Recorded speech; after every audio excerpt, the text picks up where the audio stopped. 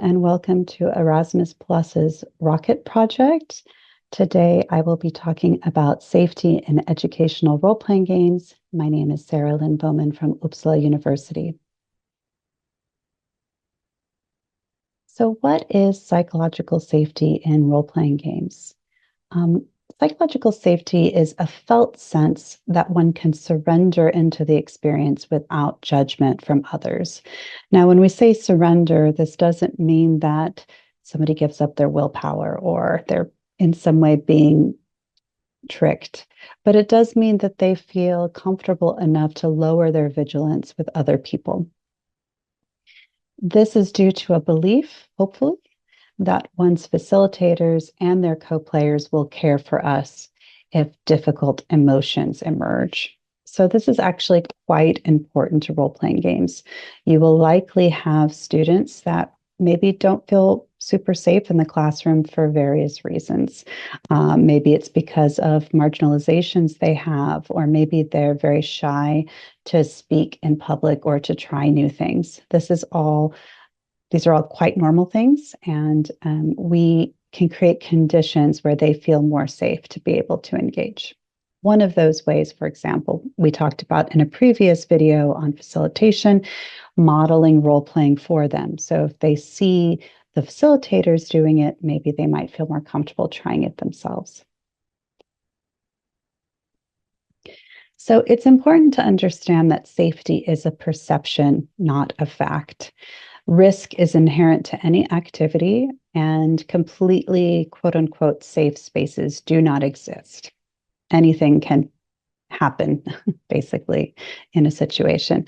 However, we can make them safer, meaning we can have safety structures, we can have ways to communicate with each other, and we can establish that we will care for each other in the space.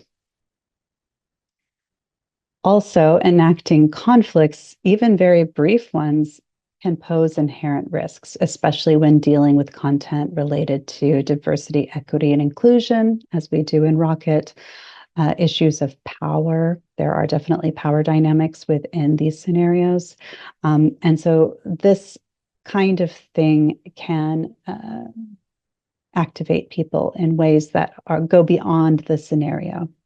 So a little bit of emotion is good, but if they're unable to engage, that might make them feel unsafe.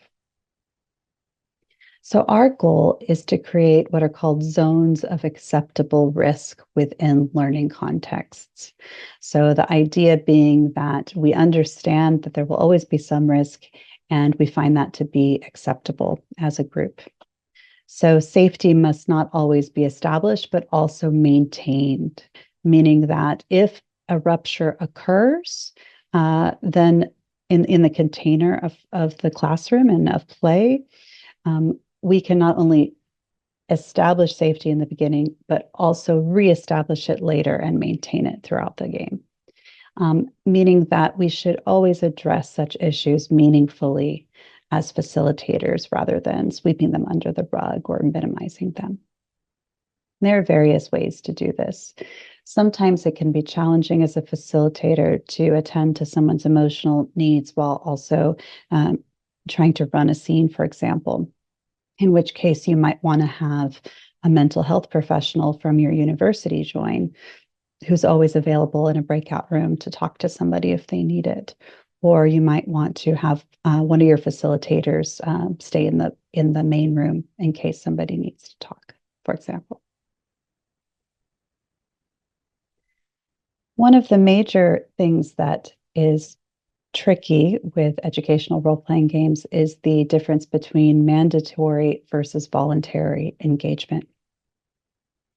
So role-playing games as learning experiences can be run in both mandatory and voluntary settings. For example, you might go to a museum or take part in an after-school activity. You might go to a community center, and these spaces are more voluntary, meaning that the students usually have signed up for that experience, or maybe their parents have signed them up, in which case it's a little less voluntary, but it's still something that happens in their free time.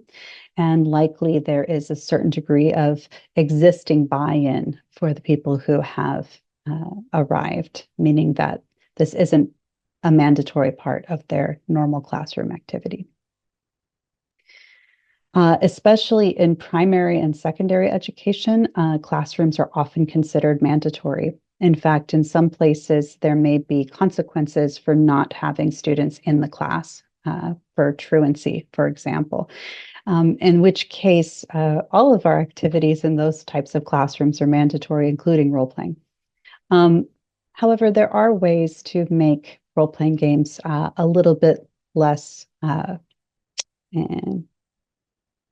coercive, I guess is one way of putting it, or pressuring. And we'll talk about those in a moment. But it is sort of the way of things that often educational experiences are considered mandatory. Even when the activity is optional, students may feel pressured to take part. So sometimes there's pressure from the teacher, there's a power dynamic there. Sometimes it's pressure from other students. And some pressure is inherent to all learning activities. Learning itself is very difficult. It consumes energy, and we have natural resistances to learning. For example, if we're learning something that might challenge our worldview in some way or get us to think about uncomfortable things like conflict situations, we might have a resistance to it. One of the reasons we try to establish safety, even in mandatory settings, is to try to help people feel a little bit more agency of their experience. In Rocket, we have an opt-out mechanic, meaning that players can opt out at any time by saying the words opt out. This is sometimes called the door is always open, meaning you can leave whenever you want to, but please come back and let us know later, if possible, that you're okay. This might not be possible in some classroom settings. For example, if you're working with younger people and they're not allowed to roam halls freely, then you can't really say the door is always open. So maybe there's another space that they can be, for example, the library or a corner of the classroom where they're not going to be disruptive to the activity. When using the term opt-out, players are not required to disclose why. So they don't have to explain themselves. They can just say opt out.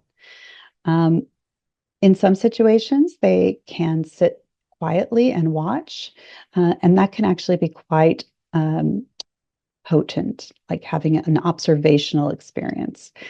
So for example, in some cases, you might have a scenario of 3 characters, but you have 5 players in a group because you don't have enough facilitators to have 3-person groups. In those cases, somebody might opt out, but then they can be an observer if they don't disrupt the scene.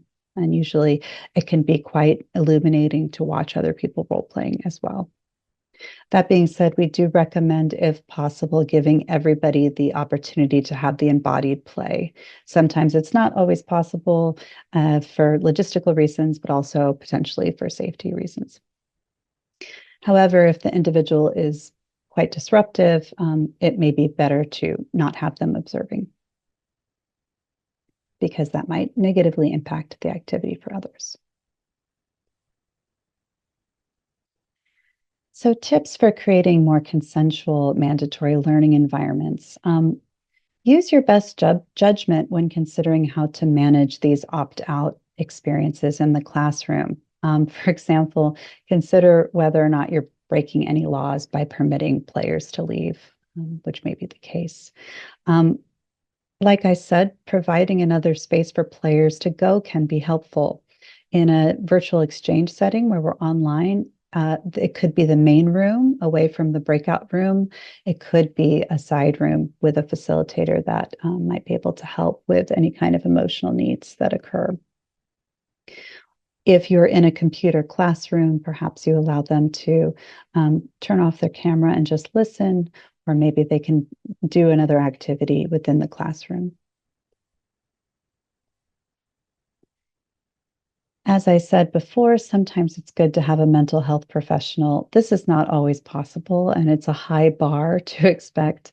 But you might have at your institution a counselor that is available for these kinds of activities, or somebody even who is trained in mental health first aid who can handle situations like this. Another option is to provide an alternative assignment if the learning objectives that you've set can be achieved in other ways. So, for example, you might have them watch a video of role playing or watch the demo of the other facilitators role playing and have them note down what they think the position's interests, feelings, and needs are, or what conflict styles were used. Maybe there's some other way to meet some of those goals without physical role play. That being said, the embodied practice is really important to really cementing certain kinds of skills. They can't be simply observed, but observing is better than nothing. So think about what kind of alternative assignments you might provide. It could also be the case that someone opts out in the first scene, but then they want to play the second scene. So giving them another option if they decide to stay and observe can be very helpful. Maybe they feel more confident when they've seen their peers do it. In role-playing games, we have this concept called bleed. Bleed refers to the spillover between aspects of the player's consciousness and the characters, and vice versa. So aspects from the player that affect the game, and then aspects of the character that affect the player in some way. Examples include emotions. This is one that is very common in these scenarios. We're actually hoping for heightened emotion. Relationship dynamics. So maybe somebody is already the leader of the class and someone else feels like they're subordinate to that person. That might play out also in the scene, or somebody has a higher rank. For example, like if you're playing a role-playing scene with your department chair, maybe you might feel a bit inhibited, or you might defer to them, even if your character wouldn't. So that can happen in these scenes. Physical states, we won't likely get that too much in an online scene, but it can affect the play and one's experience outside of play. Ideologies, thoughts, and other mental constructs can affect play. So if you're playing somebody who is really not much aware of DEI issues, for example, but you yourself are highly informed, that might influence how you play the character. Personality traits, so aspects of yourself that get lent to the character, or maybe aspects of the character that linger long after play. And then even entire complexes of identity. Unlikely to happen in a 3-person or 3-minute scene, but it can happen certainly with longer play. So even though we are playing these short scenarios, bleed can occur, and we've seen it happen. And in fact, we actually hope it does. We want there to be some sort of bleed, particularly from the character to the player, regarding their emotions, their thought processes, their ideologies, and vice versa. So the goal is to give players an embodied experience of conflict. And these short scenes allow for us to shift rather rapidly from the player to the character to the player. And then we have a very quick, direct reflection through the debrief. So the idea is for them to maintain that embodied state and be sort of half in and half out of character so that they can reflect on what their character felt and thought during the scene.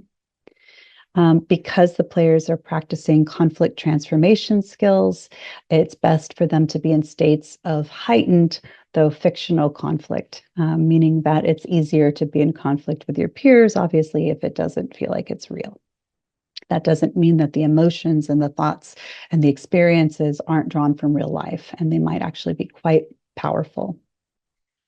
Hopefully they can practice these skills through role playing in a space that feels safer in daily life than conflicts can feel in real life, or, you know. So ideally the player still experiences the character's emotions strongly.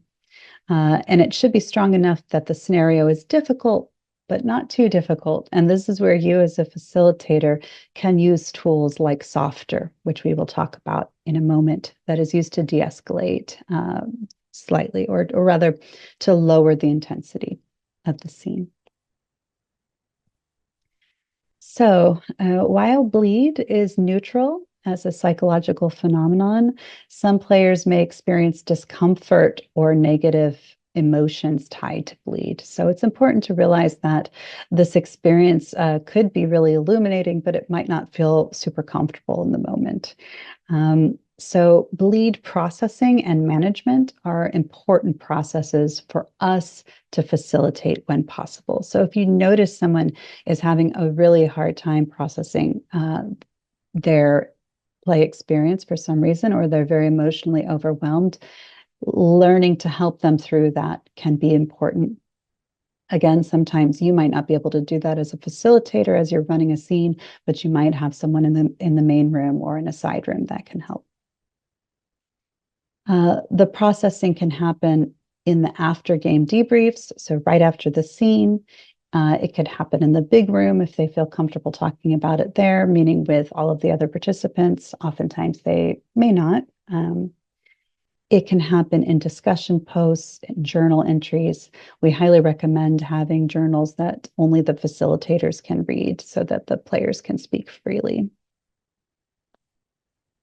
Bleed management can occur when the player is able to notice and moderate intense bleed experiences. So this takes time. If they're a new role player, it might be quite difficult for them, but it's much easier with your assistance and with scaffolding. And we'll talk about some techniques for that in a moment. But importantly, learning how to help players work through bleed in a meaningful way, including how to manage it, is important responsibility in facilitation, and actually an important life skill for them as well, learning emotional regulation. So we have some safety techniques we use in rocket scenarios, and these are meta techniques. They are meant to communicate with the players on a meta level, meaning the characters are not using the techniques, the players are. So we don't react to them in character. You may hear these methods called safety techniques, tools, or mechanics, depending on where you are. But the important thing is they're meant to assist with psychological safety. As I mentioned before, there's the door is always open. This principle reinforces that players can opt out. They can leave at any time, but it encouraging them to check back with the facilitators to make sure they're okay. This might look like them turning off their camera for a few moments and then letting us know when they're back or when they're ready to re-engage, or they may need to leave the room. And again, you'd have to think about your context and how plausible that is within the legal frameworks. But ideally, you have a backup option for them. And players can just verbally say opt out. So having them practice these techniques is really important. We don't have a ton of time to do that in the workshop before these scenes. Oftentimes, especially in classroom settings, we have very condensed time frames. But what you can do is when you're explaining the mechanics, you can ask them to repeat them after you. And sometimes you might have some sort of physical manifestation of it as well. So, for example, you might have a timeout and say opt out or something like that. Similarly, you can use cut. The facilitators will say cut or scene when they want to finish the scene, but players can also use this for any reason. They should not need to explain why they cut, so don't put any pressure on them if they don't feel like communicating. But you can check in with them, ask if they're okay. We trust that they needed to do so to cut the scene. Honestly, cut doesn't happen very often. When it does, and when any of these techniques are used, that it should be celebrated because that means that people felt safe enough to communicate their needs. Oftentimes, just having the safety tools explained can help players feel safe enough to engage. So if you're concerned that these tools will get in the way of the experience, Generally, at least in our view, they help people feel safer to engage rather than interrupt. We've tried to keep them as few as possible while still acknowledging that there are certain things that need to be communicated. Hence, there are a few of them. Another option is the pause check-in. So if you use pause, which you can do for any reason, you can say pause monologue, as we describe in the facilitation video, which is a different technique that's not related to safety. It's a technique that allows people to share their characters' inner thoughts in the room, and the other characters can't hear it, but the players do. You might also use pause check-in. This is how both players and facilitators can pause the scene to check in with other players at any time. If a player is not able to respond verbally for some reason, sometimes that can be the case if they feel quite overwhelmed, and consider sending them a private message and seeing if they can type something to you. The online classroom actually has some really nice affordances that are more difficult to do in the in the regular classroom. For example, passing a note to a student is much more obvious than sending a private message. So utilize the aspects of online technology that can actually be good for these sorts of situations. Another technique is softer. And so I will usually ask them to put their hands down, like putting a hand on the brake pad for softer. This is when you're asking players to sort of dial down the intensity a little bit. So let's say I have my voice raised really loud and someone says softer, and then I adjust to here. I'm still in the conflict, but I'm not as intense in the scene. There's also the X card. So players and facilitators can type or say X at any time to ask for certain content to be removed or avoided, no questions asked. So for example, you can say X card for content around death. If you maybe recently lost someone and you don't want to play on that content, but you don't have to explain why you use the X card. You just say, please remove this from the game. If it's part of the scenario itself, it might be very difficult to remove. So you should also be clear with your participants what can be changed and what can't. It could be possible to negotiate certain parts of the scenario, but sometimes that might take longer than you have for the exercise.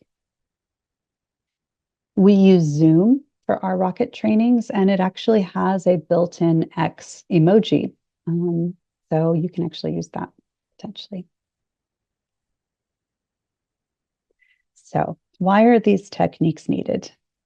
Role-playing games are improvisational, meaning that players will generate new content spontaneously in the moment. This is very different than, for example, watching a lecture or even certain workshop activities that are highly scaffolded.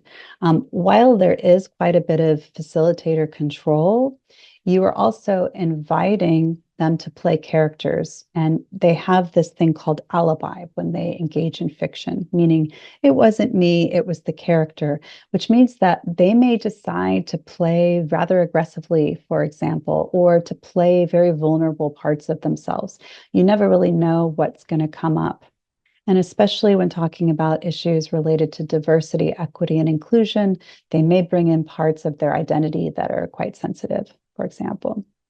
So this improvisational nature means that, especially with conflict, we may be bumping up against each other's boundaries. And so we need ways to communicate when that's happening. It's not a big deal if it happens. Ideally, safety can be maintained and reestablished, as discussed before.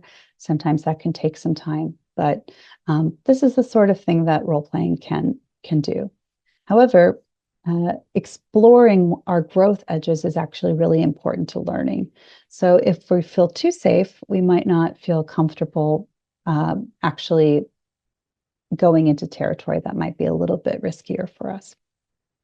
So ideally, you want to stay in what Vygotsky called the zone of proximal development, meaning that learning growth edge zone, where with scaffolding, which the role playing and the facilitation and the other players provide, you're able to learn the skill. So role playing means that some content or emotional intensity might take others by surprise. So it may be that a person misunderstands something or even feels offended by something. There could be any number of reasons why there might be a reaction. But having these meta techniques allows us to adjust in the moment. For example, players may lean on stereotypes for characters, especially if they decide to play someone very different from themselves. This can be quite problematic, particularly when playing characters from marginalized backgrounds if they have a marginalization that the player doesn't share. Or for example, if they're from a culture that the player doesn't know a lot about, they can also appropriate aspects of culture that are very important to people from that culture. This can lead to players from diverse backgrounds perhaps feeling less safe or even harmed in this scenario. So it is really important to acknowledge that this can happen. One thing that you can ask players to do before the scene starts is to try to play characters that are relatable to them, even if their character has a position that might be different from theirs or a job, for example, that they don't have. You can ask them to come from a similar cultural background, for example. So there are ways to mitigate these risks. However, the safety tools are there if things happen in the moment for people to communicate that at the time. For this reason, we avoid designing rocket scenarios in such a way that the student will likely play someone from a vastly different background. Ideally, all of the scenes feel relatable enough. Students may have difficulty playing someone who is in a different job than they have had before, for example, but they're not playing somebody from a vastly different background. So we've experimented a little bit with trying different kinds of roles that are maybe more related to popular culture, for example, and we ended up sort of staying with these rather mundane scenes that are related to university life because it can often be most relatable for the students and the most likely to be similar to conflicts they may experience in real life. Instead, we hope they will bring in aspects relevant to their own diverse experience. So rather than playing someone quite different from themselves, we hope that they will, using certain techniques, such as the hot seat, where we ask them questions from their character's perspective, we hope they will bring in aspects that are relatable to them or share about these in the debrief. So related to DEI, we don't tend to ask them to play different demographics than themselves for the most part. But they can bring those things in if they really want to, or they can bring aspects, ideally, from their own experience that they want to. For example, there may be a scenario where a student hasn't been turning in their work on time, and maybe they have caring responsibilities at home for their siblings, and so they bring that into the character, that the character also has these caring responsibilities. We haven't asked them to play something different than themselves necessarily in that scenario, but they can bring that in. And importantly, we do not pressure students to share anything they do not feel comfortable sharing with the group. If there is an uncomfortable silence, sometimes the facilitators can come in and share and talk about how they perceived the scene or an observation they made, and that can make things a little bit easier. So even if you're asking people to debrief, for example, after a scene, if they don't feel comfortable doing so, you can just go to the next person. In serious cases, the player may get emotionally activated or triggered. Activation can happen for any number of reasons. Triggers are usually connected to trauma of some sort. Such states usually mean that higher level functions like reasoning are very difficult or even in some cases not possible. So, for example, the player might go into fight, flight, flee, or fawn There's these different code words to help us remember, but they're basically responses that the more animalistic brain has to conflict situations that feel out of control in the moment. While learning can occur in such situations, for example, having experienced flight and then coming back to the group and feeling supported by the group may be a powerful learning experience. But we ideally don't want to push our students into such situations because the chances of it backfiring are high. We're not doing therapy at all here, and we're certainly not doing exposure therapy. So while we are dealing with conflict, we're not going to hopefully deal with things that are too personal for the students. And you never know what might be activating or what might trigger someone. There's some predictable things that tend to be triggering, but triggers can be of any kind, basically. The mind can make associations of all kinds. So the important thing is just that we have the tools to handle it if it comes up. Ideally, safety techniques allow players to calibrate with one another before they get into that state or address the situation if they do. So, for example, having pause, check in to say, is this a little bit too intense for you? Would you like to change something? Or do you need to end the scene, or any number of other ways? And sometimes they might not be able to verbally respond, which is usually a pretty good indication that maybe they can't continue to engage and maybe you need to cut. What's very important here is, as I said before, sometimes these techniques are never used, but their very presence and going over them in class can signal care and concern for one another. So this is a way that we set intention in the classroom and make it clear that we're here to support each other through difficult times. Here are some citations for you.